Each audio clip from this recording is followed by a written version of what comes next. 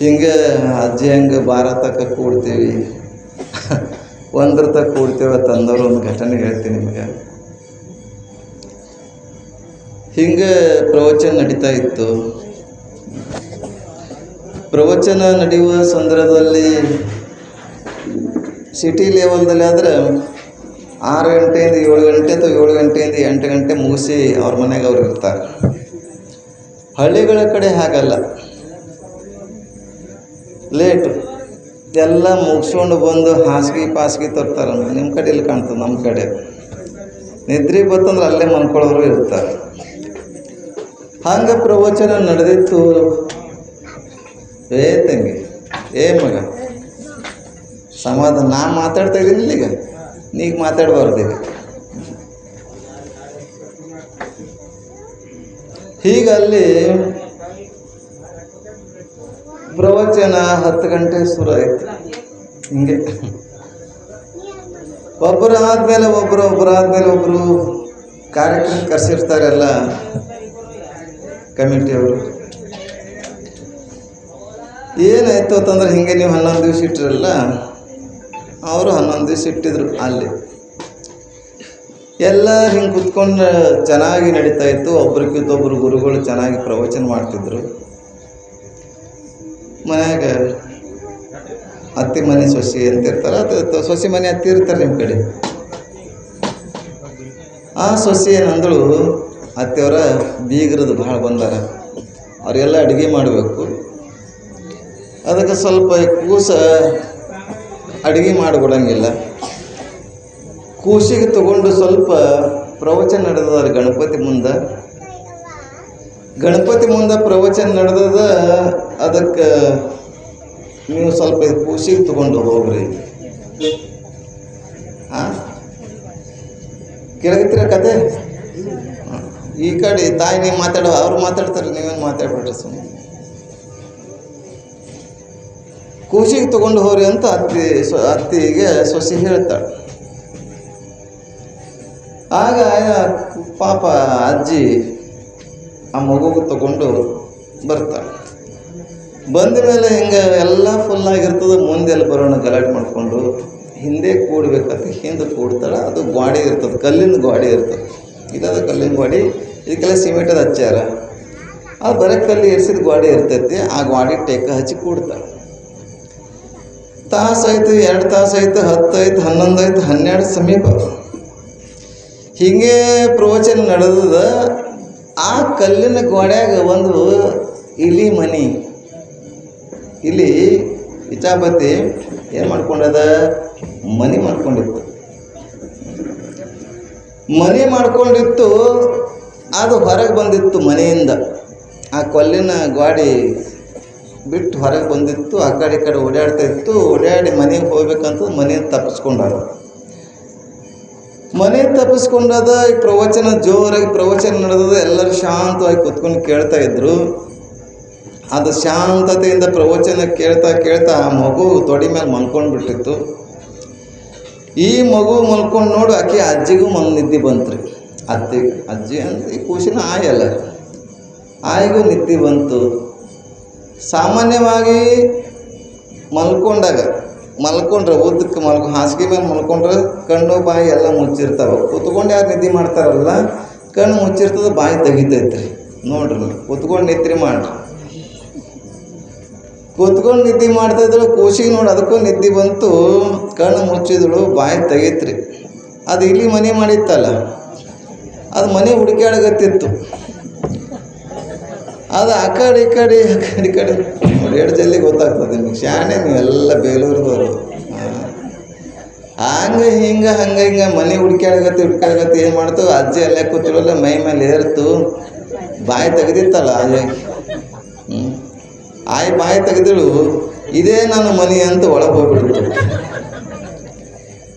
ಆಗ ಒಬ್ಬ ಈ ಸಣ್ಣ ಮಗು ಇರ್ತೈತಲ್ಲ ಒಂದು ಪಕ್ಕಕ್ಕೆ, ಆಕೆ ಅಯ್ಯೋ ಆಯಿ ಬಾಯಿಗೆ ಇಲಿ ಹೋಯ್ತು, ಇಚ್ಛಾಪತಿ ಹೋಯ್ತು. ಆಗ ಹಿರಿಯರು ಹಿಂದೆ ಕೂತಿದ್ರಲ್ಲ, ಅವರೆಲ್ಲ ಏನು ಮಾಡಿದ್ರು, ಎತ್ಕೊಂಡು ಹೋಗ್ಬಿಟ್ರಂತ ಆಯಿಗ ಕೂಸಿಗೆ ಸಮೇತವಾಗಿ ಡಾಕ್ಟ್ರ್ ಕಡೆ ಹೋಗ್ಬೇಕಲ್ಲ. 12 ಗಂಟೆ ಆಗೈತೆ. ಅವು ಮಲ್ಕೊಂಡಿದ್ದ ಪಾಪ, ಸುಸ್ತಾಗಿ ಕಲ್ಯಾಣಕ್ಕೆ ಹೋಗ್ಬಂದು ಎಬ್ಸಿದ್ರಂತ. ಆಯಿ ಬಾಯಿಗೆ ಇಲ್ಲಿ ಹೋಗಿದ್ರಿ, ಹೇಳ್ರಿ. ಅವ ಕಣ್ಣು ಹೊರ್ಸ್ಕೊತ ಬಂದಂತಾನೆ ಯಾಕೆ ಈಟ್ ರಾತ್ರಿ ಯಾಕೆ ಬಂದಿರಿ? ಡಾಕ್ಟರ್ ಏನು ಮಾಡೋಣ, ಆಯ್ ಬಾಯಾಗಿ ಇಲಿ ಹೋಗ್ಯದ, ಅದ್ಯಾಕೆ ಗೋಳಿ ಕೊಡಬೇಕು, ಅದ್ಯಾಕೆ ಇಂಜೆಕ್ಷನ್ ಕೊಡಬೇಕು? ಅದು ಇಲಿ ಶತ್ರು ಯಾರು? ಇಲಿ ಶತ್ರು ಯಾರು? ಬೆಕ್ಕಿಗೆ ಬಿಡ್ರಿ ತಾನೇ ಹೊರ ಬರ್ತೈತೆ ಅಂತನೋ. ಅದಕ್ಕೆ ನೀವು 11 ಗಂಟೆ 12 ಗಂಟೆ ತನಕ ನಿಮಗೆಲ್ಲ ಕೂಡಕ್ಕೆ ಟೊಂಕ ಗಟ್ಟಿ ಐತಿ, ಆದ್ರೆ ಕಂಠ ಗಟ್ಟಿ ಐತಿ. ಆದ್ರೆ ಇಲಿಗಿಲಿ ಹೋಯ್ತಂದ್ರೆ ಏನು ಮಾಡ್ಬೇಕು ನಮ್ಮ? ಅಯ್ಯೋ ಪಾಪ ಸಸ್ತಾಪುರ ಸ್ವಾಮಿ ಬಂದಿರಂತ ಪ್ರವಚನ ಮಾಡ್ತಿದ್ರು, ಏನು ಮಾಡೋಣಕ್ಕೆ ನಮ್ಮ ಆಯಿ ಮಲ್ಕೊಂಡಳು, ಇಲಿನೂ ಹೋಯ್ತು. ಇಲಿಗೆ ಹೋಗಿ ತರಬೇಕಾದ್ರೆ ಬೆಕ್ಕನ್ನು ಬಿಟ್ಟರು, ಬೆಕ್ಕು ತರಬೇಕಾದ್ರೆ ನಾಯಿನ ಬಿಟ್ಟರು. ಹಿಂಗೆಲ್ಲ ಆಗಬಾರ್ದು ಅನ್ನೋಗೋಸ್ಕರ ಎಚ್ಚರಿಕೆ ಇರೋದ್ರೊಳಗಾಗಿ ನೀವು ಯಾವಾಗ ನಿದ್ದೆ ಬರ್ತೈತಲ್ಲ ಅವ್ ನಂಗೆ ಹೇಳಬೇಕು, ನಿದ್ದೆ ಬರತೈತೆ ಮುಗಿಸ್ರಿ ಅಂತೇಳಿ. ಹೇಳ್ತಾರಲ್ಲ, ನಿದ್ರೆ ಬರೋ ತನಕ ಹೇಳ್ತೀವಿ. ಆಕಮಾದೇವಿ ಒಂದು ಮಾತನ್ನು ಹೇಳ್ತಾಳೆ, ಬಹಳ ಸುಂದರವಾದ ಮಾತು. ಮರವಿದ್ದು ಫಲವೇನು ನೆರಳಿಲ್ಲದನಕ್ಕ, ಧನವಿದ್ದು ಫಲವೇನು ಧರ್ಮವಿಲ್ಲದನಕ್ಕ, ರೂಪಿದ್ದು ಫಲವೇನು ಗುಣವಿಲ್ಲದನಕ್ಕ, ಹಸುವಿದ್ದು ಫಲವೇನು ಹಯನವಿಲ್ಲದನಕ್ಕ, ಅಲಗಿದ್ದು ಫಲವೇನು ಬೋನವಿಲ್ಲದನಕ್ಕ, ನಾನಿದ್ದು ಫಲವೇನು ನಿಮ್ಮ ನೆನಹು ಇಲ್ಲದನಕ್ಕ. ಇವತ್ತಿನ ಪ್ರವಚನ ವಿಷಯ ಇದು. ಇಲ್ಲಿ ನಾನು ನೀನು, ನಾ ಇದ್ದು ಫಲವೇನು ನಿಮ್ಮ ನೆನಹು ಇಲ್ಲದನಕ್ಕ ಅಂತ ಹೇಳಲಿಕ್ಕೆ 4-5 ಮಾತುಗಳನ್ನು, ಕಣ್ಣಿಗೆ ಕಾಣುವ ವಸ್ತುಗಳನ್ನು ಆಧಾರ ಇಟ್ಕೊಂಡು ಅವಕ್ಕೆ ವಚನದಲ್ಲಿ ಹೇಳಿದ್ದಾಳೆ. ನಾ ಇದ್ದು ಫಲವೇನು ನಿಮ್ಮ ನೆನಹು, ನಾನು ನೀನು. ಇಲ್ಲಿ ಯಾರು? ನಾ ಅಂದ್ರೆ ಯಾರು, ನೀ ಅಂದ್ರೆ ಯಾರು ಅಂತ ಗೊತ್ತು ಮಾಡ್ಕೋಬೇಕು ನಾವು. ನಾ ಅಂದ್ರೆ ಪರಮಾತ್ಮ ಅಥವಾ ಜೀವಾತ್ಮ, ನೀ ಅಂದ್ರೆ ಪರಮಾತ್ಮ. ನಾ ನೀ ದೇವರು ಭಕ್ತ, ಜೀವಾತ್ಮ ಪರಮಾತ್ಮ. ಅಕ್ಕಮಹಾದೇವಿ ಜೀವಾತ್ಮನಾಗಿ ಈ ಭೂಮಿಗೆ ಅವತರಿಸಿದ್ದಾಳೆ. ಜೀವಾತ್ಮನಾಗಿ ನಾವು ಪರಮಾತ್ಮ ಆಗಬೇಕಾಗಿದೆ. ನಾವೆಲ್ಲ ಜೀವಾತ್ಮರುಗಳು ಪರಮಾತ್ಮ ಆಗಬೇಕಾದ್ರೆ ನಾ ಇದ್ದು ಫಲವೇನು ನಿಮ್ಮ ನೆನಹು ಇಲ್ಲದನಕ್ಕ. ನಮ್ಮ ಲೌಕಿಕ ಜನರಿಗೆ ಅರ್ಥ ಆಗುವ ರೀತಿಯಲ್ಲಿ ಹೇಳ್ತಾ ಹೋಗ್ತಾಳೆ. ದೊಡ್ಡದಾಗಿರುವಂಥ ಮರವಿದ್ದು ಫಲವೇನು ನೆರಳಿಲ್ಲದ ನರಕ. ದೊಡ್ಡದಾಗಿ ಮರ ಐತಿ, ಮನೆ ಮುಂದೆ ದೊಡ್ಡ ಮರ, ದೊಡ್ಡ ಗಿಡ. ಆ ಗಿಡದಾಗ ಒಂದು ಹೂವು ಆಗುವುದಿಲ್ಲ, ಒಂದು ಕಾಯಿ ಇಲ್ಲ, ಒಂದು ನೆರಳು ಇಲ್ಲ. ಏನು ಮಾಡ್ತೇವೆ ಅದನ್ನು ತಗೊಂಡು? ನಮ್ಮ ಅಜ್ಜ ಹಚ್ಚಿದ್ದಾನೆ, ನಮ್ಮ ಅಪ್ಪ ಹಾಕಿದ್ದಾನೆ ಅಂತಂದು ಬಿಡ್ತೇವೆ. ಉಪಯೋಗ ಇಲ್ಲದ ಗಿಡವನ್ನು ನಾಶ ಮಾಡ್ತೇವೆ, ಕಡಿದು ಹಾಕ್ತೇವೆ. ಉಪಯೋಗ ಇಲ್ಲದಂಥ ಗಿಡವನ್ನು ತೆಗೆದು ಹಾಕ್ತೇವೆ. ಮರವಿದ್ದು ಫಲವೇನು ಅಂದ್ರೆ ಉಪಯೋಗ ಇದ್ದರೆ ಮರ ಇಟ್ಕೊತೇವೆ. ಹೂವು, ಹಣ್ಣು, ಕಾಯಿ ಏನಾದ್ರಿಂದ ಉಪಯೋಗ ಆಗ್ತಿತ್ತು, ನೆರಳು ಉಪಯೋಗ ಆಗ್ತಿತ್ತು ಅಂತಂದ್ರೆ ಇಟ್ಕೊತೇವೆ. ಅದರಿಂದ ಏನೂ ಪ್ರಯೋಜನ ಇಲ್ವಲ್ಲ ಅಂದ್ರೆ ಏನು ಮಾಡ್ತೇವೆ? ತೆಗೆದು ಹಾಕ್ತೇವೆ. ಒಂದು ಮಾತು, ಹಸುವಿದ್ದು ಫಲವೇನು ಹಯನವಿಲ್ಲದನಕ್ಕ. ಸಾಕಷ್ಟು ಆಕಳುಗಳದ ನಮ್ಮಲ್ಲಿ. ಒಂದು ಆಕಳ ಹಾಲು ಕೊಡಲ್ಲ ಅಂದ್ರೆ ಏನು ಮಾಡ್ತೇವೆ? ಮಾರ್ತೇವೆ, ಕಷಾಯ ಖಾನೆ ಕೊಡ್ತೇವೆ. ಹಾಗೆ ಆಕಳ ಉಪಯೋಗ ಇಲ್ಲ, ದನಗಳ ಉಪಯೋಗ ಇಲ್ಲ ಅಂತಂದ್ರೆ ಏನು ಮಾಡ್ತೇವೆ ಅಂತಂದ್ರೆ ಅದು ಆಕಳ ಹಾಲೇ ಕೊಡೋಂಗಿಲ್ಲ, ಹಸುನೇ ಕರು ಹಾಕುವುದಿಲ್ಲ, ಮೇವು ತಿನ್ನುವುದಿಲ್ಲ, ಹಾಲೆಲ್ಲ ಬಿದ್ದಾವಂದ್ರೆ ಏನು ಮಾಡ್ತೇವೆ? ತೆಗೆದು ಹಾಕ್ತೇವೆ, ಕಳಿಸ್ತೇವೆ. ಸುಂದರವಾದಂಥ ಭಗವಂತ ರೂಪ ಕೊಟ್ಟಿದ್ದಾನೆ. ರೂಪಕ್ಕೆ ತಕ್ಕಂತೆ ಗುಣ ಇಲ್ಲ. ಏನು ಮಾಡೋದು? ಕೆಂಚ ಕರಿಕನ ನೆನೆದಡೆ ಕೆಂಚನಾಗಬಲ್ಲನೆ, ಕರಿಕ ಕೆಂಚನ ನೆನೆದಡೆ ಕೆಂಚನಾಗಬಲ್ಲನೆ. ಬಸವಾದಿ ಶರಣರು ಹೇಳ್ತಾರೆ, ಕಪ್ಪಿದ್ದವರು ಬಿಳಿ ಇದ್ದವ್ರನ್ನ ಸ್ಮರಣೆ ಮಾಡಿದ್ರೆ ಬಿಳಿ ಆಗ್ತಾರೇನು? ಆಗ್ತಾರೇನು? ಆಗೋದಿಲ್ಲ. ಬಿಳಿ ಇದ್ದವರು ಕಪ್ಪನನ್ನು ನೆನೆದರೆ ಕಪ್ಪು ಆಗ್ತಾರೇನು? ಆಗೋದಿಲ್ಲ. ಈಗ ಇದ್ಲಿ ಅಂತೀರ, ಏನಂತೀರ? ಕೊಳಸ ಅಂತೀರ, ಕೊಯ್ಲ್ ಅಂತೀರಪ್ಪ ನಿಮ್ಮ? ಕೊಳಸಿ. ಯಾವ ಶಬ್ದ ಗೊತ್ತಿರೋದು? ಮರಾಠಿ, ಉರ್ದು, ತೆಲುಗು, ತಮಿಳು. ಕೊಳಸಿ. ನೀನೇಪ್ಪ ನಂಗೆ ಸ್ವಾಮಿ. ಕೋಳ್ಸಿ ಹೆಂಗಿರ್ತೈತಿ? ಕರ್ರಗಿರ್ತೈತಿ, ಗೊತ್ತದ. ಬರೀ ಕರ್ಗ ಹಾಂ ಹೇಳ್ಬೇಕು, ಸಾಲಿ ಗೊತ್ತಿಲ್ಲ. ಕರಗಿದ್ದಂಥ ಕೋಳಿಸಿಯನ್ನು ಬೆಳಗ್ಗೆ ಮಾಡಬೇಕು. ಹೆಂಗೆ ಮಾಡಬೇಕು? ಅವು ಕಲರ್ ಹಚ್ಬೇಕಂತ, ಗುಡ್ ಪೇರಲ್ ಲೆವೆಲ್ ಹಚ್ಬೇಕು, ಪೌಡ್ರ್ ಹಚ್ಬೇಕು.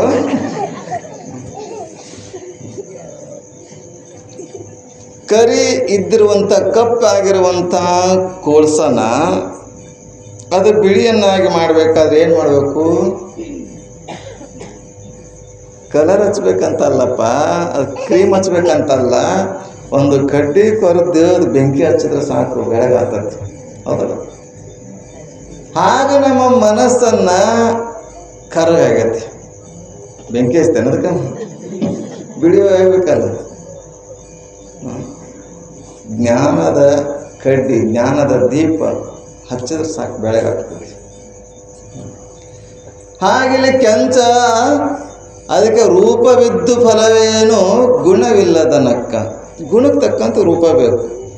ಕೈ ಕೊಟ್ಟಿದ್ದಾನೆ ಭಗವಂತ. ದಾನೇನ ಪಾಣಿರ್ ನತು ಕಂಕಣೇನ, ಕೈದು ಕೊಟ್ಟಿದ್ದಾನೆ ದಾನ ಧರ್ಮಾದಿಗಳು ಮಾಡಲಿಕ್ಕೆ. ಕಿವಿಯದು ಕೊಟ್ಟಿದ್ದಾನೆ ನತು ಕುಂಡಲೇನ ಶ್ರವಣೇ ನತು ಕುಂಡಲೇನ. ಕಿವಿಯದು ಕೊಟ್ಟಿದ್ದಾನೆ ಅಂದರೆ ಕೇಳಕ್ಕೆ ಕೊಟ್ಟಿದ್ದಾನೆ. ಏನು ಬೈಯುವುದು ಶಬ್ದಗಳನ್ನು ಕೇಳಕ್ಕೆ, ಏನು ಯಾರ ಬೈತಾ ಇರ್ತಾರೆ, ಪಟ್ಟತ್ ಎದ್ದು ಹೋಗಿ ಇಲ್ಲಿಂದ ಪ್ರವಚನ ಬಿಟ್ಟು ಹೋಗಿ ಅಲ್ಲಿಗೆ ಏನು ಬೈಲಾಗತ್ತಾರೆ, ತಕಡೆ ಹೋಗ್ತೇನೆ. ಇಲ್ಲ, ಬೈಗಳು ಬೇರೆ ಶಬ್ದಗಳನ್ನ ಕೇಳಕ್ಕೆ ಕೊಟ್ಟಿಲ್ಲ, ಶಾಸ್ತ್ರವನ್ನು ಕೇಳಕ್ಕೆ. ಸತ್ಯಂ ಕಂಠಸ್ಯ ಭೂಷಣಂ ಹಸ್ತಸ್ಯ ಭೂಷಣಂ ದಾನಂ ಸ್ತೋತ್ರಂ ಶ್ರುತೇನೈವ ನತು ಕುಂಡಲೇನ ಅಂತ ಹೇಳ್ತಾರೆ. ಹೀಗೆ ಈ ಶರೀರವನ್ನು ಕೊಟ್ಟಿದ್ದಾನೆ, ಅದ್ಭುತವಾದಂಥ ಸುಂದರವಾದಂಥ ಶರೀರ ಕೊಟ್ಟಿದ್ದಾನೆ ಭಗವಂತ. ಅವನ ಚಿಂತನೆ ಮಾಡೋಗೋಸ್ಕರ, ಅವನ ಲೀಲೆಗಳನ್ನು ಗುಣಗಾನ ಮಾಡೋಗೋಸ್ಕರ. ಹಾಗೆ ಏನಂತಾರೆ, ಹಸು ಇದ್ದಾಯಿತು, ರೂಪ ಇತ್ತು, ಇದೆಲ್ಲವನ್ನ ಹೇಳ್ತಾ ನಾ ಮತ್ತು ನೀ ಹೇಳಕ್ಕಿದನ್ನು ಹೊರಟಿದ್ದಾರೆ. ನಾ ಇದ್ದ ಫಲ ಏನು ಅಂತ ಮನ್ಯಾಗ ಏನಂತಾರಲ್ಲ, ವಜ್ಜಿ ಆಗಿರ್ತೇವೆ, ನೀವು ಆಗಿಲ್ಲ, ನಾವು ಆಗಿರ್ತೇವೆ. ಇದು ಯಾವಾಗಾರ ಗೊಟ್ಟಕ್ಕಂತೈತಿ ಅಂತ ವಿಚಾರ ಮಾಡ್ತಾರೆ. ಯಾಕೆಂದ್ರೆ ಉಪಯೋಗವಿಲ್ಲ. ಯಾವತ್ತು ಇತ್ತೋ ಪಾರ್ಜನ ಸಕ್ತ ತಾವನ್ ನಿಜ ಪರಿವಾರೋ ರಕ್ತ ಪಶ್ಚಾಜೀವತಿ ಜರ್ಜರ ದೇಹೆ ವಾರ್ತಾಂ ಪೃಚ್ಛತಿ ಕೋಪಿನಾಗೆ ಗತವತಿ ವಾಯೋ ದೇಹಪಾಯ ಭಜ ಗೋವಿಂದಂ ಮೂಢಮತೆ ಸಂಪ್ರಾಪ್ತೆ ಸನ್ನಿಹಿತೆ ನಹಿ ರಕ್ಷತಿ ಡುಕ್ರೀಕರಣೆ. ಶಂಕರಾಚಾರ್ಯ ಹೇಳ್ತಾರೆ, ಎಲ್ಲಿವರೆಗೆ ನಮ್ಮ ದುಡಿಯುವ ಶಕ್ತಿ ಕೈಯಾಗ ಮೈಯಾಗ ಕಾಲಾಗ ಶಕ್ತಿ ಇರುವ ತನಕ ಎಲ್ಲರೂ ನನ್ನವರು ಅಂತಲ್ಲ. ಅನ್ನವ ತನ್ನಲ್ಲಿ ಇರುವ ತನಕ ಎಲ್ಲರೂ ನನ್ನವರನ್ನುವರು, ಅನ್ನವ ತೀರಿದ ಮರುದಿನವೇ ಯಾರೇ ಇಲ್ಲ. ಎಲ್ಲಿವರೆಗೆ ಮೈಯಾಗ ದುಡಿಯುವ ಶಕ್ತಿ ಇರ್ತದೋ, ಕೈಯಾಗ ಶಕ್ತಿ, ಕಣ್ಣಾಗ ಶಕ್ತಿ, ಕಿವ್ಯಾಗ ಶಕ್ತಿ, ಹಲ್ಲಾಗ ಶಕ್ತಿ, ಕಾಲಾಗ ಶಕ್ತಿ ಇರ್ತದೋ, ಅಲ್ಲಿವರೆಗೆ ನನ್ನವರು ಅಂತೇವಿ. ಶಕ್ತಿ ಎಲ್ಲ ಕಡಿಮೆಯಾಗಿ ಮೂಲೆಯಾಗ ಕೂತ್ಕೊಂಡು ಇದ್ರಿ ಯಾವಾಗ ಹೋಗ್ತೈತಿ ಅಂತ ದಾರಿ ಕಾಯ್ತಾ ಇರ್ತೇವೆ ನಾವೆಲ್ಲ. ಹಾಗೆ ಉಪಯೋಗ ಇಲ್ಲ ಅಂತ ನಾನು ಇದ್ದು ನಿನ್ನ ನೆನಪು ಮಾಡದೆ ಹೋದರೆ ನನಗೇನು ಮಾಡ್ತಾರೆ, ಯಮನ ಕಡೆ ಕಳಿಸ್ತಾರೆ. ಹೆಂಗೆ ಹಸುಗಳಿಗೆ ದನಗಳಿಗೆ ಕಷಾಯಖಾನೆ ಕಳಿಸ್ತಾರೋ, ಗಿಡನ ನಾಶ ಮಾಡ್ತಾರೋ, ಹಾಗೆ ನನಗೂ ಕೂಡ ಅವನಿಗೆ ಕೊಡ್ತಾರಪ್ಪ. ಅದಕ್ಕೆ ವಿಚಾರ ಮಾಡಿ ಅಕ್ಕ ಮಾದೇವಿ ಹೇಳಿದ ಹಾಗೆ ನಾ ಇದ್ದು ಫಲವೇನು, ನಿಮ್ಮ ನೆನಹು ಮಾಡಬೇಕು, ಪರಮಾತ್ಮನ ಸ್ಮರಣೆ ಮಾಡಬೇಕು ಅಂತ. ಜೀವ ನಿಮ್ಮದಾನ ಕಾಯ ನಿಮ್ಮದಾನ, ಜೀವ ಕಾಯ ಉಳ್ಳಡೆ ನೆನೆಯದ ಕುನ್ನಿಗಳು ಏನೆಂಬೇ ರಾಮನಾಥ. ದಾಸಮಯ್ಯನವ್ರು ಹೇಳ್ತಾರೆ, ಭಗವಂತ ಇದೆಲ್ಲವನ್ನ ಕೊಟ್ಟಿದ್ದಾನಂತಾರೆ. ಭಗವಂತ ನೋಡಿ ದೇಹ ಕೊಟ್ಟಿದ್ದಾನೆ, ದೇಹದೊಳಗಂತ ಚೈತನ್ಯವೂ ಕೊಟ್ಟಿದ್ದಾನೆ. ಆ ಚೈತನ್ಯ ದೇಹ ಇರುವುದ್ರೊಳಗಾಗಿಯೇ ಭಗವಂತನ ಸ್ಮರಣೆ ಮಾಡಬೇಕು. ಅದಕ್ಕಾಗಿ ನೆರೆಕೆನ್ನೆಗೆ ತೊರೆಗಲ್ಲಕ್ಕೆ ಶರೀರಗೂಡು ಹೋಗದ ಮುನ್ನ ಹಲ್ಲು ಹೋಗಿ ಬೆನ್ನು ಬಾಗಿ ಅನ್ಯರಿಗೆ ಹಂಗಾಗದ ಮುನ್ನ ಕಾಲ ಮೇಲೆ ಕೈಯನ್ನೂರಿ ಕೋಲು ಹಿಡಿಯದ ಮುನ್ನ ಮೊಪ್ಪಂಗೊಪ್ಪು ಅಳಿಯದ ಮುನ್ನ ಮೃತ್ಯು ಹುಟ್ಟದ ಮುನ್ನ ಪೂಜಿಸು ಕೂಡಲ ಸಂಗಮ ದೇವನ. ಎಷ್ಟು ಚೆನ್ನಾಗಿ ಹೇಳಿದ್ದಾರೆ. ಮುನ್ನ ಮುನ್ನ ಮುನ್ನ ಅಂತ ಹೇಳಿದರು. ನೋಡಪ್ಪ, ಯಾವಾಗ ಫೋನ್ ಬಂದರೆ ಎಲ್ಲಿ ಹಿಡಿತಿ ಮಗ ನೀನು? ಫೋನ್ ಬಂತ ತಿಳ್ಕೊ, ನಿನಗೆ ಫೋನ್ ಮಾಡಿದ್ರೆ ಎಲ್ಲಿ ಹಿಡಿತಿ? ನಿಂದು ದೋಸ್ತರು ಫೋನ್ ಮಾಡ್ತಾರಲ್ಲ, ಕಿವಿಗೆ ಹಿಡಿತಾರೆ ಫೋನ್ ಅಂತ. ಮೊಟ್ಟ ಮೊದಲು ದೇವರು ಫೋನ್ ಮಾಡ್ತಾನೆ ಅಂದರೆ ಕಿವಿ ಹತ್ತಿರ ಬೆಳಗ್ಗೆ ಮಾಡ್ತಾನೆ ಫಸ್ಟಾಗಿ. ಏನು ಬೆಳಗಾದ ಇಲ್ಲೇ ತಮ್ಮ ಈ ಭಾಗದಲ್ಲೇ ಬಿಳಿ ಆಗ್ತಾ ಇದ್ದಾವೆ ನನಗೆ ಸ್ಮರಣೆ ಮಾಡಪ್ಪ ಅಂತ. ಆದರೆ ಬಿಳಿ ಆದರೂ ಬಿಡ್ತೇವನು, ಅದಕ್ಕೆ ಮತ್ತೆ ಬಣ್ಣ ಹಚ್ಚದೆ,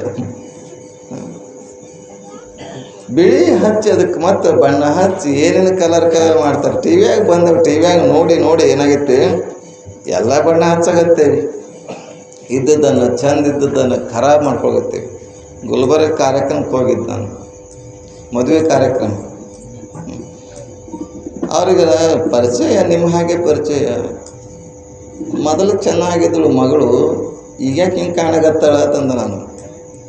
ಅದಕ್ಕೆ ಮೇಕಪ್ ಮಾಡ್ಯಾರ ಹಂಗೆ ಕಾಣಾಗತ್ತೈತಿ. ಚಂದ ಇದ್ದಾಗ ಚಂದ, ಇವೆಲ್ಲ ಮಾರಿಗಳು ಚಂದ. ಈಗ ಸದ್ಯಕ್ಕೆ ನೀವು ಏನಾದ್ರೂ ಒಂದು ದಪ್ಪ ಬೆಳ್ಳಿನಟ್ಟು ದಪ್ಪ ಬಡ್ದು ಅದಕ್ಕೆ ಏನಾರು ಹಚ್ಚಿ ಅದಕ್ಕೆ ಅಕ್ರಾಳ್ ವಿಕ್ರಾಳ್ ಮಾಡ್ತಾಳೆ. ಮುಂದೆ ಹೆಂಗಾಗಿತ್ತು, ಬೆವ್ರು ಬಂದಿರ್ತ, ಲೈಟ್ ಹಚ್ಚಿರ್ತಾರೆ, ಕ್ಯಾಮ್ರಾ ವಿಡಿಯೋ ತೆಗೆ ಲೈಟಿಗೆ ಬಿಸಿಗಾಗಿ ಏನಾಗಿತ್ತು, ನೀರು ಬಿಟ್ಟಿರ್ತದ, ಪಸಿನ ಬೆವರು ನೀರು ಬಿಟ್ಟು ಹೆಂಗಿರ್ತಂದ್ರೆ, ಈಗ ಹೆಂಡಿ ಮನೆ ಸಾರಿಸಿ ಸುಣ್ಣದ ಪಟ್ಟಿ ಹೊಡಿತಿರ್ತಾರಲ್ಲ, ಹಂಗಾಗಿರ್ತದೆ ಮಾರಿ. ನಿಮ್ಮ ಕಡೆ ಹಂಗಿಲ್ಲ, ಹಳ್ಳಿ ಜನ ನೀವೆಲ್ಲ ನಿಮ್ಗೆ.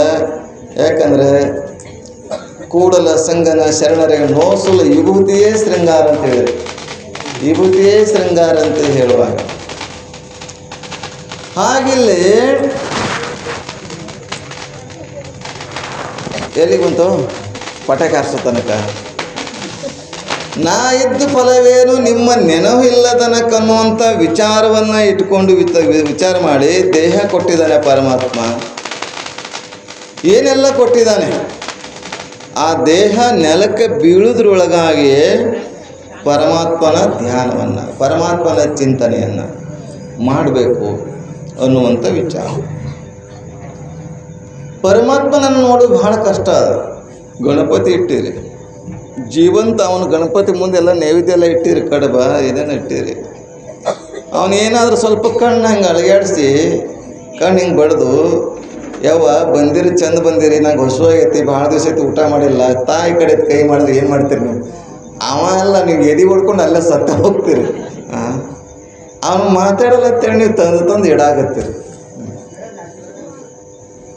ದೇವರು ಇಂಥ ದೇವರಲ್ಲ, ಹಿತಾಳೆ ದೇವರಲ್ಲ, ಮಣ್ಣಿನ ದೇವರಲ್ಲ, ಕಂಚದಲ್ಲ, ತಾಮ್ರದಲ್ಲ. ನಮ್ಮ ಮನ್ಯಾಗ ನೋಡ್ತೀವಿ ಏನಾಗಿದತ್ತಂದ್ರೆ, ತುಳಜಾಪುರಕ್ಕೆ ಹೋದೀವಿ ಅಂಬಾಬಾಗಿ ತಂದೇವಪ್ಪ, ಗತ್ರಿಗೆ ಹೋಗೀವಿ ಭಾಗ್ಯವಂತಿ ತಂದೇವಿ, ತಿರುಪತಿ ಹೋಗಿರ್ತಿ ಮತ್ತು ತಂದೆವು, ಹನುಮಂತ ತಂದೇವಿ, ಅಂಬಾಬಾಯಿ ತಂದೇವಿ. ಎಲ್ಲ ತಂದು ಟಮ್ಟಮೆಯಲ್ಲಿ ಪ್ಯಾಸೆಂಜರ್ ತುಂಬ ನಮ್ಮ ದೇವ್ರ ಮನೆ ತುಂಬಿಟ್ಟಿದ್ದೇವೆ. ಬೇಜಾರು ಮಾಡ್ಕೋಬೇಡಿ. ಹಾಗಾಗೈತೆ ನಮ್ಮ ಪರಿಸ್ಥಿತಿ. ದೇವನೊಬ್ಬ ನಾಮಹಾರ. ನೀವು ಯಾವ ದೇವರನ್ನು ಸ್ಮರಣೆ ಮಾಡ್ತೀರಿ ಮಾಡಿ, ಆ ದೇವರಲ್ಲಿ ಎಲ್ಲವನ್ನ ಕಾಣಕ್ಕೆ ಪ್ರಯತ್ನ ಮಾಡಿರಿ. ನೀ ಅಂಬಾಬಾಯಿನೇ ರೀ, ಭಾಗಮನೇ ರೀ, ತುಳಜಾಪುರ ಅಂಬಾಬಾಯಿ ಆಗಲಿ, ಮಹಾಲಕ್ಷ್ಮಿ ಕೊಲ್ಲಾಪುರ ಮಹಾಲಕ್ಷ್ಮಿ ಆಗಲಿ, ಯಾವ ದೇವರ ಸ್ಮರಣೆ ಮಾಡಿದ್ರೆ ಮಾಡಿ, ಅದರಲ್ಲಿ ಎಲ್ಲ ದೇವರು ಕಾಣ್ಲಿಕ್ಕೆ ಪ್ರಯತ್ನ ಮಾಡಿ. ಈ ದೇವ್ರು ಬೇರೆ, ಆ ದೇವ್ರು ಬೇರೆ, ಆ ಸ್ವಾಮಿ ಬೇರೆ, ಈ ಸ್ವಾಮಿ ಬೇರೆ, ಆ ಗುರು ಬೇರೆ, ಆ ಮಠ ಬೇರೆ, ಈ ಮಠ ಬೇರೆ ಅಂತ ಒಂದೇ ಇರ್ತೈತಿ. ಕೆಲಸ ಮಾಡೋಕೆ ಅಲ್ಲೆಲ್ಲಿ ಭಗವಂತ ಹಿರಿಯರು ನಮಗೆ ನೇಮಿಸಿರ್ತಾರೆ. ನೀನು ಈ ಊರು ನೋಡ್ಕೊ, ನೀ ಈ ಊರು ನೋಡ್ಕೊ ಅಂತೇಳಿ. ಎಲ್ಲ ಒಂದೇ. ಹಾಗೆಲ್ಲಿ ಭಗವಂತನನ್ನು ಕಾಣಬೇಕು ಅಂತಂದರೆ ಬಹಳ ಪ್ರಯತ್ನ ಅದ ಅದರಲ್ಲಿ, ಸುಮ್ಮನೆ ಅಲ್ಲ. ಗಂಡ ಹೆಂಡತಿ ಒಂದೇ ಒಂದು ಮಗು, ಗಂಡ ಹೆಂಡತಿ ಒಂದೇ ಒಂದು ಮಗು. ಏನಪ್ಪ, ಬಡವ ಕುಟುಂಬ, ಬಡತನ, ಸಣ್ಣ ಮಗ, ಹುಡುಗ 2-3 ವರ್ಷ. ಗಂಡ ಹೆಂಡತಿ ರಾತ್ರಿ ವಿಚಾರ ಮಾಡ್ತಾರೆ, ನಾವು ಬಡವರು, ನಮ್ಮಪ್ಪ ಬಡವ, ನಮ್ಮ ಅಜ್ಜ ಬಡವ, ನಮ್ಮ ಕುಟುಂಬ ನಮ್ಮ ಪರಿವಾರ ಬಡತನದಿಂದ ಬಂದೈತಿ. ಈ ಹುಡುಗ ಬೆಳೆದು ದೊಡ್ಡವನಾಗಿ ನಮ್ಮಪ್ಪ ನನಗೇನು ಮಾಡ್ಯಾನಂತ ಪ್ರಶ್ನೆ ಮಾಡ್ತಾರೆ. ಏನು ಮಕ್ಕಳು ಮಾಡ್ತಾರೆ, ನೀ ಏನು ಮಾಡಿದಿ ಅಂತಾರಲ್ಲ ಹಿರಿಯರ, ನೀ ಏನು ಮಾಡಿದ ನನಗೆ. ಹಂಗೆ ಪ್ರಶ್ನೆ ಮಾಡಬಾರ್ದು ನಮ್ಮ ಹುಡುಗ, ನನ್ನ ಮಗ ಅಂತ. ಗಂಡ ಹೆಂಡತಿ ಏನು ಮಾತಾಡ್ತಾರೋ, ನಾ ದೊಡ್ಡ ಸಿಟಿಗೆ, ಬೆಂಗಳೂರು ಅಂತ ಸಿಟಿಗೆ ಹೋಗಿ ಒಂದಿಷ್ಟು ಕೆಲಸ ಮಾಡಿ, ನೌಕರಿ ಮಾಡಿ, ಒಂದಿಷ್ಟು ಹಣ ಸಂಪಾದನೆ ಮಾಡಿ ಮಗನಿಗೋಸ್ಕರ ಕೂಡಿಸಿಡೋಳು. ಆಕೆ ಹೆಂಡತಿ ಬೇಡ ಅಂತಾಳೆ. ಎಲ್ಲಿ ಹೋಗ್ತೀರಲ್ಲ ಸಿಟಿಯಾಗ, ಇಲ್ಲೇ ಏನಾದರೂ ಮಾಡೋಣ, ಹಳ್ಳಿಯಾಗ ಏನಾದರೂ ಮಾಡಿ ಜೀವನ ಮಾಡೋಣ, ಸಿಟಿಗೆ ಹೋಗಿ ಏನು ಮಾಡ್ತೀರಿ, ಬೇಡ. ಅದಕ್ಕೆ ಅವನಂತಾನೆ, ಇಲ್ಲ ಹಳ್ಳಿಯಾಗ ಎಷ್ಟು ಕೊಡ್ತಾರೆ ಪಗಾರ ಸಂಬಳ, ನಾನು ಸಿಟಿಗೆ ಹೋಗ್ತೀನಿ. ಬೆಂಗಳೂರಂತ ಸಿಟಿಗೆ ಹೋಗಿ ದುಡ್ಯಾಕೆ ಹೋಗ್ತಾನೆ. ದುಡ್ದ 1 ತಿಂಗಳು ಕಳಿಸ್ತಾನೆ, 2 ತಿಂಗಳು ಕಳಿಸ್ತಾನೆ, ಹಣ ದುಡ್ಡು ಕಳಿಸ್ತಾ ಇರ್ತಾನೆ ಹೆಂಡತಿ ಮಗನಿಗೆ ಖರ್ಚಿಗೆ. ಹಾಗೆ ಕಳಿಸ್ತಾ ಒಂದು 2-3 ವರ್ಷ ಕಳಿಸ್ದ, ಆಮೇಲೆ ಕಳಿಸೋದು ನಿಲ್ಲಿಸೇ ಬಿಟ್ಟಿರ್ತಾರೆ. ಮುಂದೆ ಈ ಹುಡುಗ 3 ವರ್ಷದ ಮಗು ದೊಡ್ಡವನಾಗಿ 7-8 ವರ್ಷ ಆಗ್ತಾನೆ, ಸಾಲಿ ಕಳಿಸ್ತಾರೆ. ಸಾಲಿ ಕಳಿಸಿದ ಮೇಲೆ ಸಾಲಿ ಒಳಗೆ ಒಂದು ಸಲ ಸಭೆ ಇಡ್ತಾರೆ, ಪಾಲಕರ ಸಭೆ ಇಡ್ತಾರಲ್ಲಪ್ಪ. ಪಾಲಕರ ಸಭೆ ಅಂತ ಇಡ್ತಾರೆ. ಪಾಲಕರ ಸಭೆಯಲ್ಲಿ ಯಾವ ಗುರುಗಳು ಹೇಳ್ತಾರೆ, ನಿಮ್ಮ ತಂದೆ ತಾಯಿನ ನಾಳೆಗೆ ಸಭೆ ಇದೆ, ಕರ್ಕೊಂಡು ಬರಬೇಕು. ಸೋಮವಾರ ದಿವಸ ಸಭೆ ಇಟ್ಟಿದ್ದೇವೆ, ನಿಮ್ಮ ತಂದೆ ತಾಯಿನ ಕರ್ಕೊಂಡು ಬರಬೇಕು. ಹುಡುಗ ಸಾಲಿಯಿಂದ ಮನೆಗೆ ಬರ್ತಾನೆ, ತಾಯಿನ ಕೇಳ್ತಾನೆ, ತಂದೆ ಅಂದರೆ ಯಾರು? ತಾಯಿ ಮತ್ತು ತಂದೆನ ಕರ್ಕೊಂಡು ಬರೋಕ್ಕೆ ಹೇಳಿದ್ದಾರೆ ನಮ್ಮ ಗುರುಗಳು ಸಾಲಿ ಒಳಗೆ. ಮತ್ತು ಯಾರು ನನಗೆ ಗೊತ್ತಿಲ್ಲ, ನಾನು ನೋಡಿಲ್ಲ. ಅಪ್ಪ ಅಂದರೆ ಯಾರು, ಹೇಗದಾನೆ ಅಂತ ಕೇಳಿದಾಗ ಆಕೆ ಅಂತಾಳೆ, ಅಲ್ಲ ಮಗ, ನೀನು ಸಣ್ಣವ ಇದ್ದಾಗ 2-3 ವರ್ಷ ಇದ್ದಾಗ ನಿಮ್ಮಪ್ಪ ನಿನಗಾಗಿ ಏನಾದರೂ ಮಾಡಿ ಇಡಬೇಕು ಅಂತ ಬೆಂಗಳೂರು ಅಂತ ದೊಡ್ಡ ಸಿಟಿಗೆ ಹೋಗ್ಯಾನಗ ಕೆಲಸ ಮಾಡೋಕ್ಕೆ. 2-3 ವರ್ಷ ಹಣ ಕಳಿಸ್ತದ ಖರ್ಚಿಗಂತೇಳಿ. ಈಗ ಕಳಿಸೋದನ್ನು ಬಿಟ್ಟಿದ್ದಾನೆ, ಅದಾನೋ ಇಲ್ಲ ಗೊತ್ತಿಲ್ಲ. ರೊಕ್ಕ ಕಳಿಸ್ರೆ ಗೊತ್ತಾಗಬೇಕಲ್ಲ ಅದಾನಂತೇಳಿ.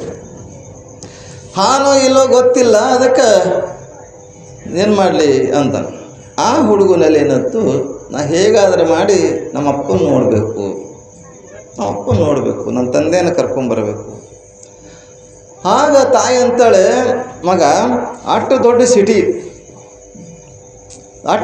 ದೊಡ್ಡ ಸಿಟಿಗೆ ಹೋಗಿ ನೀ ಹೆಂಗೆ ಕರ್ಕೊಂಬರ, ನಮ್ಮಂಗೆ ಸಣ್ಣ ಊರು ಬಾಲ್ಕೊಂಡ ಬೇಲೂರು ಹಿಂಗೆ ಊರಿದ್ರೆ ಕರ್ಕೊಂಬರ್ಬೋದು, ಹುಡುಕಾಡ್ಬೋದು, ಯಾರಿಗಾರು ಕೇಳ್ಬೋದು, ಇಂಥ ವ್ಯಕ್ತಿ ಅದನ್ನೇ ಅಂತ ಕೇಳ್ಬೋದು. ದೊಡ್ಡ ಸಿಟಿಯಾಗ ನೀ ಯಾರಿಗೆ ಕೇಳ್ತೀವಿ? ಇಲ್ಲಮ್ಮ, ನಾ ಹೇಗಾದರೂ ಮಾಡಿ ಹುಡುಕಾಡ್ಕೊಂಡು ಬರ್ತೀನಿ. ಹುಡುಗ ಹೋಗ್ತಾನೆ, ತಾಯಿನ ಪರ್ಮಿಷನ್ ತಗೊಂಡು ಒಪ್ಪಿಗೆ ಒಂದಿಷ್ಟು ಉಂಡಿ, ಕಾರ್ಚಿಕೆ, ಚೂಡ ಏನೆಲ್ಲ ನೋಡಪ್ಪ, ಹಾಗೆ ಇರಬೇಡ, ಹಸಿವೆ ಆಗ್ತೈತಿ, ಇದಟ್ಟು ಕಟ್ಕೊಂಡು ಹೋಗುವಂತ ಬುತ್ತಿ ಮಾಡಿಬಿಡ್ತಾಳೆ. ಒಂದಿಟ್ಟು ಖರ್ಚಿಗೆ ರೊಕ್ಕನ ಕೊಡ್ತಾಳೆ.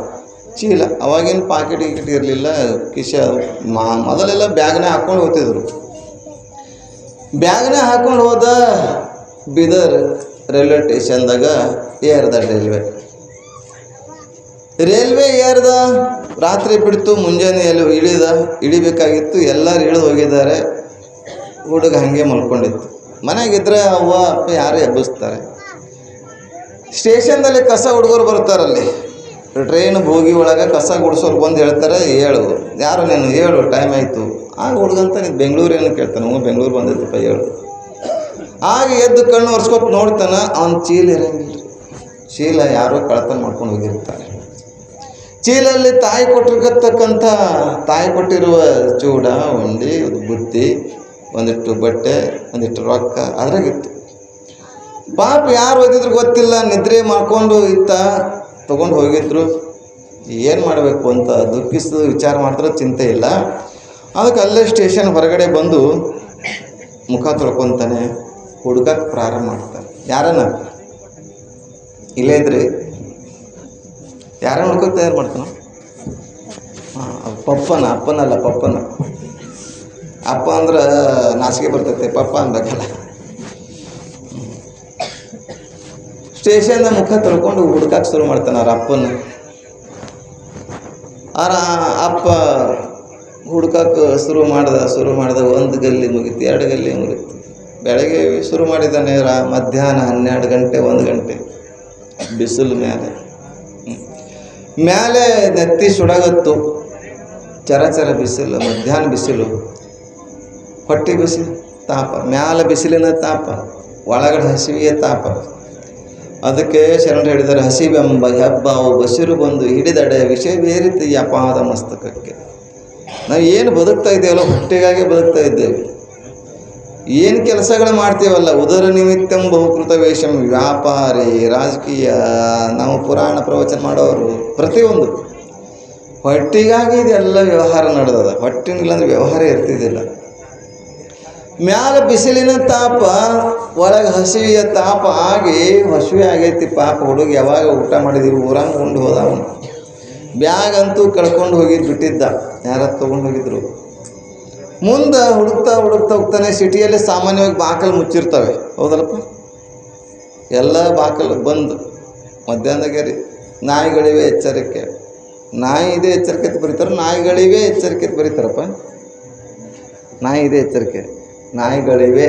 ಈ ಸಾಕಿದ ನಾಯಿ ಒಂದಿರ್ತೈತಿ, ಈ ಮನೆಯೊಳಗಿಂದ ಇರ್ತಾವೆ ಇವೆಲ್ಲ, ಇವನು ನಾಯಿಗಳಂತ ಬಹುವಚನ ಇರ್ತೈತೆ ಎಲ್ಲ. ಅದಕ್ಕೆ ಬೋರ್ಡ್ ಎಲ್ಲ ಬಾಗಿಲು ಹಾಕಿದ್ರೆ ಒಂದೇ ಒಂದು ಬಾಗಿಲು ತೆಗೆದಿತ್ರಿ. ಹೋಗಿ ಅವನಂತಾನೆ, ಯಪ್ಪ ಯಾರಿದ್ರಿ ಒಳಗೆ?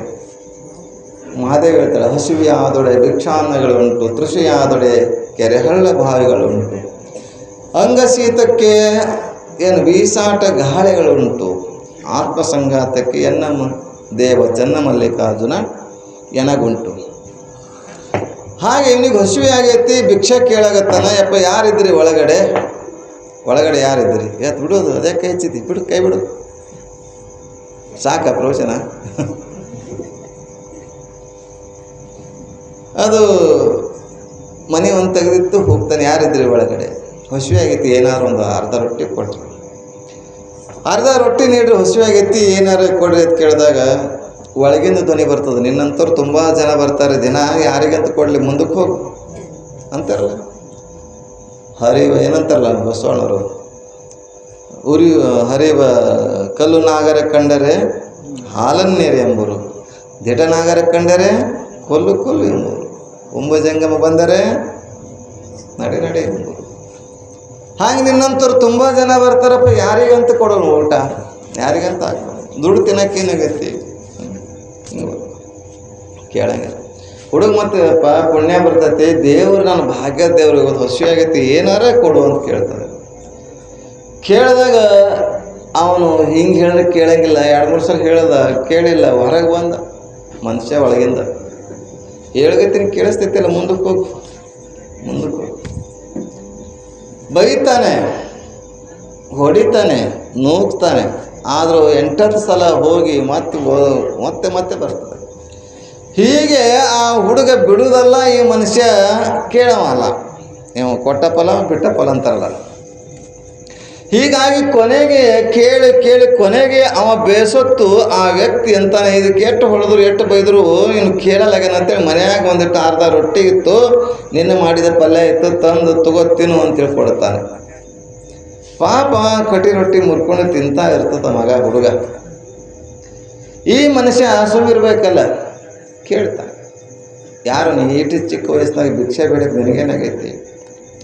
ನಿನ್ನ ಹೆಸರೇನು, ಯಾವ ಊರು, ಎಂಥ ಊರು, ನಿನ್ನ ಅಪ್ಪ ಯಾರು, ನಿನ್ನ ಅವ್ವ ಯಾರು ಅಂತ ಹಿಂಗೆ ಕೇಳ್ತಾ ಹೋಗ್ತಾ ಇರ್ತದೆ. ಆ ವ್ಯಕ್ತಿ ಕೇಳ್ತಾ ಆ ವ್ಯಕ್ತಿ ಕಣ್ಣಲ್ಲೇ ತನ್ನಷ್ಟಕ್ಕೆ ತಾನೇ ನೀರು ಹರಿದು ಅವನನ್ನು ಅಪ್ಪಿಕೊಂಡು ಅಳ್ಳಕ್ಕೆ ಪ್ರಾರಂಭ ಮಾಡ್ತಾನೆ. ಯಾರಿಗಾಗಿ ಹುಡುಕಕ್ಕೆ ಹೋಗಿದ್ದಲ್ಲ ಹುಡುಗ, ಅಪ್ಪನೇ ಆಗಿದ್ದವನು. ಅಂದರೆ ಹುಡುಕಕ್ಕೆ ಎಷ್ಟು ಕಷ್ಟಪಟ್ಟಂದರೆ ಹುಡುಕುವ ಬಳ್ಳಿ ಕಾಲಿಗೆ ಸಿಕ್ಕಾಕೊಂಡಾಯ್ತು. ಹಾಗೆ ಕೇವಲ ಒಬ್ಬ ಸಾಮಾನ್ಯ ತಂದೆಯನ್ನು ನೋಡಬೇಕಾದ್ರೆ ಒಬ್ಬ ಹುಡುಗ ಕಷ್ಟಪಟ್ಟಿದ್ದಾನೆ. ಜಗತ್ತನ್ನು ನಿರ್ಮಾಣ ಮಾಡಿದಂಥ ಪರಮಾತ್ಮನ ನೋಡಬೇಕಾದ್ರೆ ನಾವೆಷ್ಟು ಕಷ್ಟಪಡಬಾರ್ದು ನೋಡಿ. ಸುಮ್ಮನೆ ಅಲ್ಲ, ಇಂಥ ಪರಮಾತ್ಮನ ನೋಡಬೇಕಾದ್ರೆ ಅದಕ್ಕೆ ಅಕ್ಕ ಮಾದೇವಿ, ನಾ ಇದ್ದ ಫಲವೇನು ನಿಮ್ಮ ನೆನಹು ಇಲ್ಲದನಕ್ಕ, ನಿನ್ನ ಸ್ಮರಣೆಯನ್ನು ನಾವು ಮರೆತು ಬಿಡ್ತಾ ಇದ್ದೇವೆ. ಮರಿಬಾರದು ಅನ್ನೋಗೋಸ್ಕರ ಇವತ್ತು ಮಹಾದೇವಿ ಒಂದು ವಚನವನ್ನು ನೀವೆಲ್ಲರೂ ಅದನ್ನು ಅಳವಡಿಸ್ಕೊಳ್ರಿ. ಅಂಥ ವಚನವನ್ನು ಹಲವಾರು ರೀತಿಯಾಗಿ ಗಣೇಶೋತ್ಸವದ ಪ್ರಯುಕ್ತವಾಗಿ ಇಂಥ ಅಧ್ಯಾತ್ಮದ ಚಿಂತನೆಯನ್ನು, ಅನುಭವದ ಮಾತುಗಳನ್ನು ಕೇಳಬೇಕು. ಯಾಕಂದರೆ ನಾವೆಲ್ಲ ಜೀವನ ತುಂಬೆಲ್ಲ ಹಲವಾರು ರೀತಿಯಲ್ಲಿ ನೊಂದು ಬೆಂದು ಕಷ್ಟ ಸುಖಗಳನ್ನೆಲ್ಲ ಅನುಭವಿಸಿದ್ದೇವೆ. ನಿಮಗೆಲ್ಲ ಗೊತ್ತಿದೆ. ಜನಕ ರಾಜ ಗೊತ್ತಲ್ಲ. ಜನಕ ರಾಜ ಮತ್ತು ಯಾಜ್ಞವಲ್ಕ್ಯರು ಇಬ್ಬರು ಗುರು ಶಿಷ್ಯರು. ಅವರು ಆಗಾಗ ಸೇರಿ ಅಧ್ಯಾತ್ಮದ ಚಿಂತನೆ ಮಾಡ್ತಿದ್ರಂತೆ. ಏನು ಅಧ್ಯಾತ್ಮ ಚಿಂತನೆ ಅಂದರೆ ಆತ್ಮದ ಬಗ್ಗೆ, ದೇವನ ಬಗ್ಗೆ, ಜೀವದ ಬಗ್ಗೆ, ಜಗತ್ತಿನ ಬಗ್ಗೆ, ಹೀಗೆಲ್ಲವನ್ನು ಚಿಂತನೆ ಮಾಡ್ತಾ ಮಾಡ್ತಾ ಕಾಲ ಕಳೀತಾ ಇರ್ತಾರೆ. ಒಂದು ದಿವಸ ಅವರು ಅರಮನೆಗೆ ಬರೋದಾಗಲೇ ಇವರು ಅಲ್ಲಿಗೆ ಹೋಗುವುದಾಗಲಿ ಹೀಗೆ ಮಾಡ್ತಿದ್ರು. ಮಾಡುವ ಸಂದರ್ಭದಲ್ಲಿ ಏನಾಯ್ತಂದ್ರೆ, ಒಂದು ದಿವಸ ಗುರುಗಳ ಹತ್ತಿರ ಅಂದರೆ ಯಾಜ್ಞವಲ್ಕ್ಯರ ಹತ್ತಿರ ಜನಕ ಮಹಾರಾಜನೇ ಅಲ್ಲಿಗೆ ಹೋಗ್ತಾನೆ ಆಶ್ರಮಕ್ಕೆ ಹೋದಾಗ ಅಲ್ಲಿ ಏನಾಗ್ತಂತಂದರೆ ಅಧ್ಯಾತ್ಮದ ಚಿಂತನೆಯಲ್ಲಿ ಕಾಲ ಕಳೀತಾರೆ. ದೊಡ್ಡವರು ಸೇರಿದ್ರೆ ಅದೇ ಚಿಂತನೆ ನಡೀತದೆ, ಹುಡುಗರು ಸೇರಿದ್ರೆ ಬೇರೆ ಚಿಂತನೆ ಆಗ್ತದೆ. ಆಯಾ ವಯಸ್ಸಿಗೆ ತಕ್ಕಂತೆ ಆಯಾ ಗುಣಮಟ್ಟ, ಆಯಾ ಬುದ್ಧಿ ತಕ್ಕಂತೆ ಆಯಾ ಜನರು ಸೇರಿ ಆಯಾ ವಿಚಾರಗಳು ಹಂಚ್ಕೊಳ್ತಾ ಇರ್ತಾರೆ. ಹಾಗಿಲ್ಲಿ ಯಾಜ್ಞವಲ್ಕ್ಯರ ಹತ್ತಿರ ಜನಕ ಮಹಾರಾಜ ಹೋಗಿದ್ದ ಚಿಂತನೆ ಮಾಡ್ತಾ ಹೋಗ್ತಾರೆ. ಆಧ್ಯಾತ್ಮದ ಚಿಂತನೆ, ಆತ್ಮದ ಚಿಂತನೆ, ಜಗತ್ತಿನ ಚಿಂತನೆ. ಈ ಜಗತ್ತಂದ್ರೆ ಏನು? ಈ ದೇಹ ಹೇಗಾಯಿತು? ದೇಹ ಅಪ್ಪ ಅಮ್ಮ ಮಾಡಿದ್ದಲ್ಲ, ಪಂಚಮಹಾಭೂತಗಳು ಮಾಡಿದ್ದು.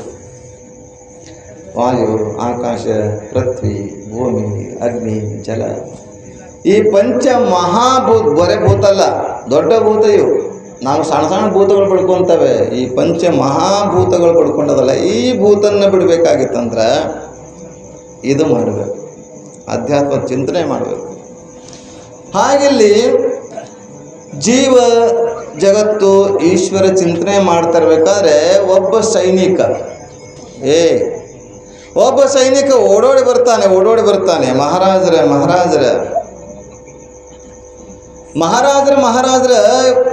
ಅಂತ ಕರಿತಾನೆ.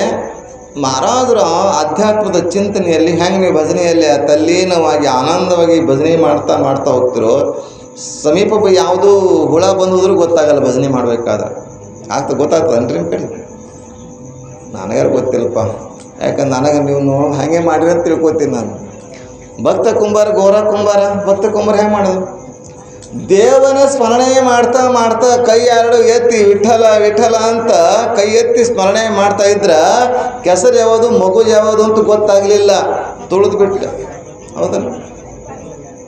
ಹಾಂಗೆ ಭಜನೆ ಮಾಡಬೇಕು. ಕನಕದಾಸ ಭಜನೆ ಮಾಡ್ದ, ಸಂತ ಕನಕದಾಸ ಭಜನೆ ಮಾಡ್ದ.